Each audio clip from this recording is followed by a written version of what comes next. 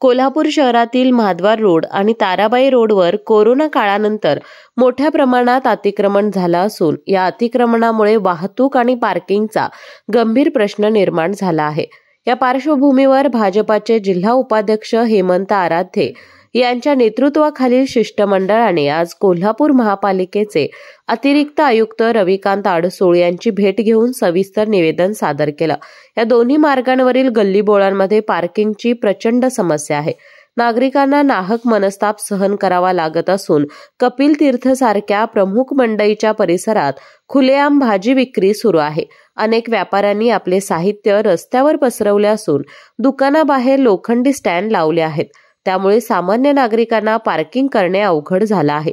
याशिवाय नवीन बांधकामांमधील पार्किंगसाठी राखीव जागांवर देखील मोठ्या प्रमाणात अतिक्रमण झाल्याचा आरोप यावेळी भाजपच्या वतीने करण्यात आला।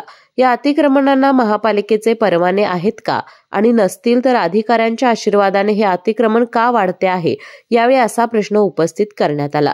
याबाबत 2 ते 3 दिवसात कठोर कारवाई न झाल्यास भाजपच्या वतीने महाद्वार रोड आणि ताराबाई रोडवर मोठे आंदोलन छेडण्यात येईल असा इशारा जिल्हा उपाध्यक्ष हेमंत आराध्ये यांनी दिलाय।